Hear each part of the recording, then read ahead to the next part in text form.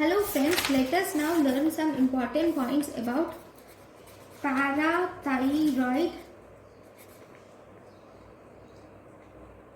actually hyperparathyroidism. Let us learn some important points about hyperparathyroidism. Now, hyperparathyroidism is actually three types: primary hyperparathyroidism, secondary hyperparathyroidism, and we have tertiary hyperparathyroidism. So first let us learn about primary hyperparathyroidism. Okay, so in primary hyperparathyroidism there is increased secretion of parathyroid gland from abnormal parathyroid gland. From abnormal parathyroid gland there is increased secretion of thyroid hormones. This hyperparathyroidism is mainly seen in females. If you see what is the most common cause of primary hyperparathyroidism, it is solitary pituitary edema. Solitary pituitary edema is the most common cause of primary hyperparathyroidism. Where is located this solitary pituitary edema is most commonly seen in inferior parathyroid gland. It is most commonly seen in inferior parathyroid gland. Whenever there is increased parathormone, what happens? Increased parathormone will cause three things. One, it will cause increased absorption of calcium from the intestine. Then it will cause increased renal calcium clearance. Then it will cause increased production of vitamin D3. So all these will cause increased calcium. It causes decreased renal clearance. So overall it causes increased calcium in the body. That is, it causes hypercalcemia. Okay, this hypercalcemia can result in stones in the kidneys. The patient will have kidney stones, and because of the there will be resorption of the bones will occur. Because of the resorption of bones, there will be, the patient will have painful bones is seen. Then the patient will also have abdominal groans is seen. Then the patient has psychic moans, and finally he has fatigue overtones.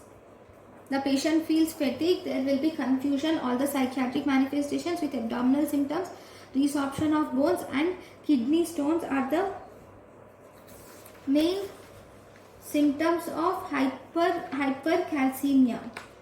Okay, now we will see the etiology. Etiology of primary hyperparathyroidism. It can be familial predisposition. It can be familial predisposition, or it can be due to exposure of low dose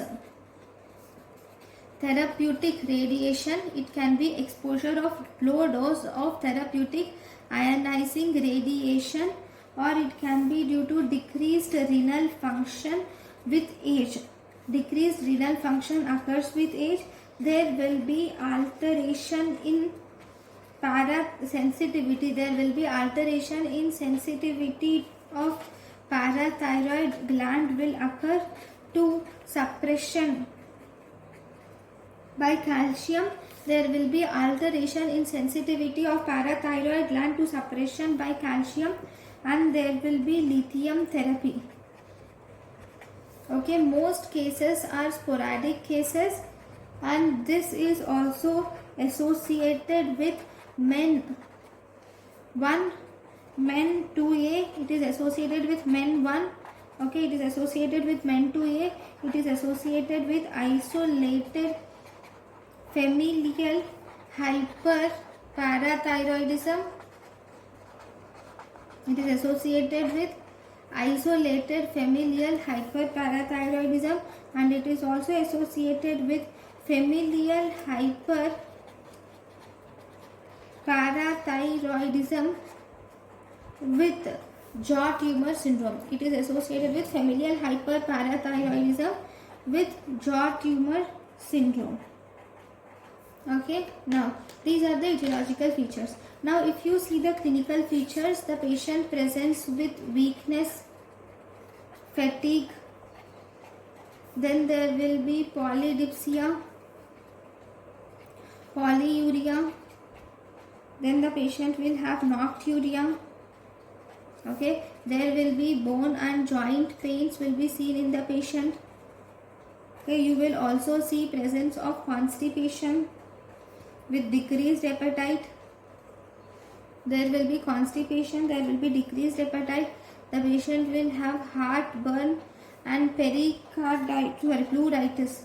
There will be increased pleuritis will be there. Constipation, bone and joint pains will be there. And you will also see that there will be deposition of calcium stones or kidney stones. Calcium stones or kidney stones are seen, like calcium phosphate or calcium oxalate. Calcium stones or kidney stones, which is calcium phosphate and calcium oxalate, are seen.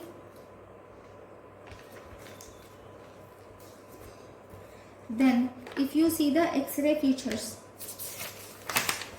then you will also see in advanced hyperparathyroidism, you will see presence of osteitis fibrosa cystica is seen in advanced. It is seen in advanced hyperparathyroidism. Okay, you will see osteitis fibrosa cystica. Now if you see the X-ray findings, okay, in X-ray you will see presence of subperiosteal. You will see subperiosteal resorption is seen, which is mostly seen on the radial aspect of middle phalanx, which is mostly seen on the radial aspect of middle phalanx of second to third finger. Okay, it is also seen in bone cysts. Then here this is also seen in tufting of distal phalanges. It is also seen in tufting of distal phalanges.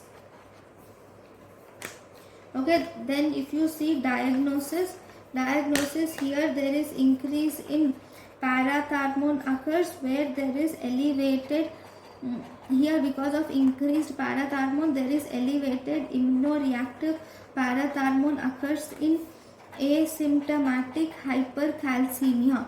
There occurs increased immunoreactive parathormone occurs in asymptomatic hypercalcemia, and there will be also decreased serum phosphate will occur, and increased 24-hour urinary calcium will occur. There will be decreased serum phosphate and increased 24-hour urinary calcium is. So if you see the now what is the investigation of choice in primary hyperparathyroidism? Investigation is most widely used and most accurate investigation for localization of primary hyperparathyroid adenoma is technetium labeled sestamebe scan. Okay, then if you see the treatment is we can give selective estrogen receptor modulators can be given, that is bisphosphonates can be given to the patient. These will decrease the we can give bisphosphonates or a serum estrogen receptor modulators can be given. Both these will decrease the calcium levels and thus increase the bone mineral density. Okay, so we can also do parathyroidectomy can also be done. Okay,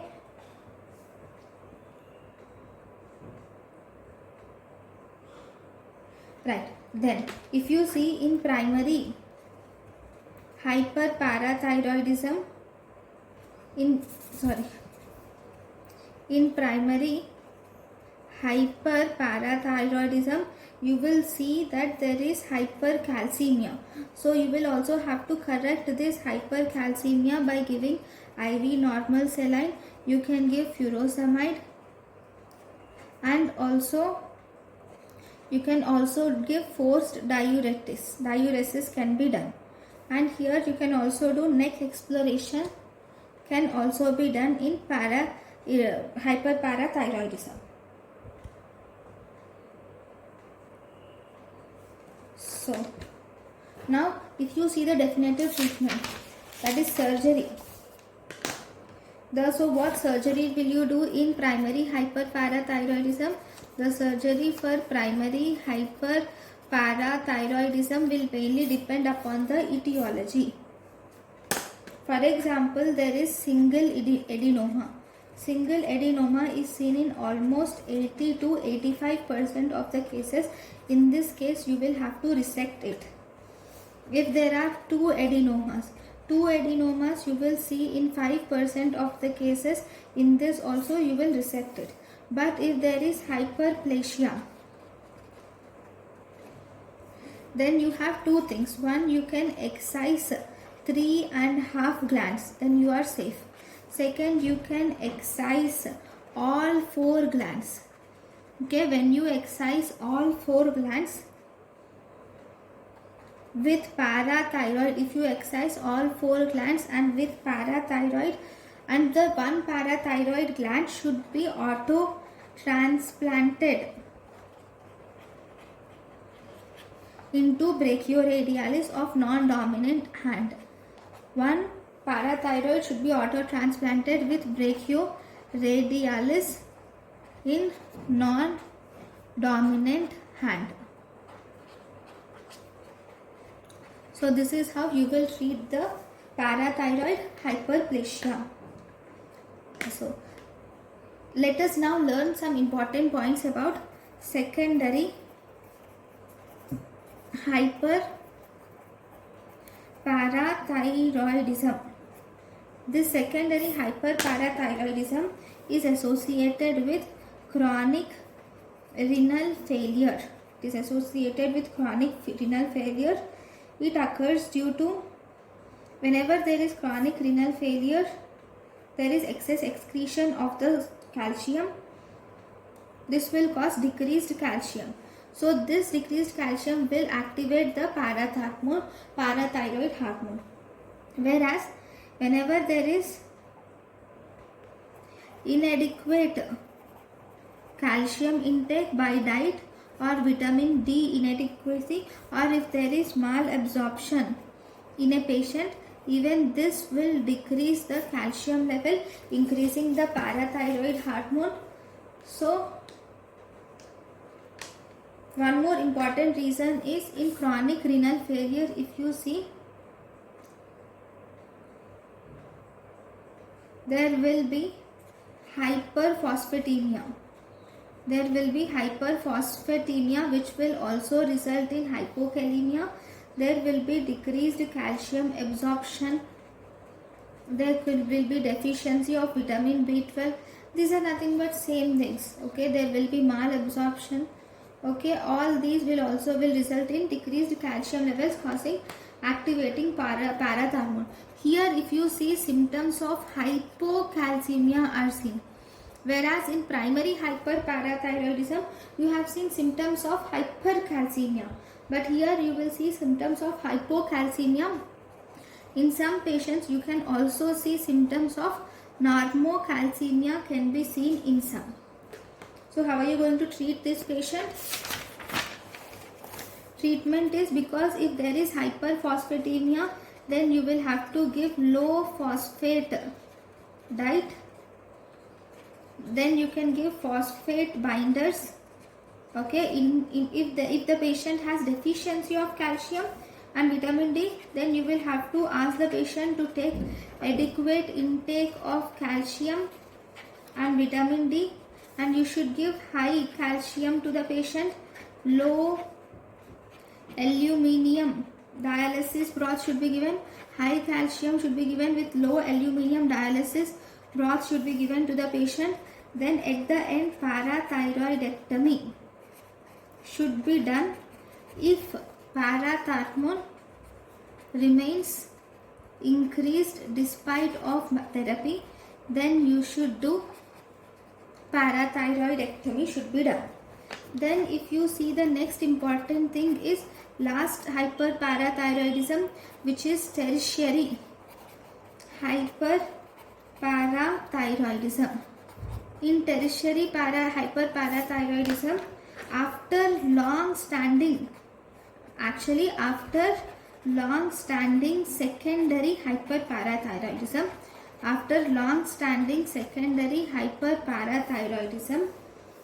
the parathyroid gland develops there occurs autonomous parathyroid gland functioning, and as a result, this will result in tertiary hyperparathyroidism. Here the main clinical features are, you will see presence of pathological fractures are seen, you will see presence of bone pain, you will see renal stone, then constipation, and you will also see presence of peptic ulcer. So what about the treatment? Treatment is, we can do subtotal or total thyroidectomy.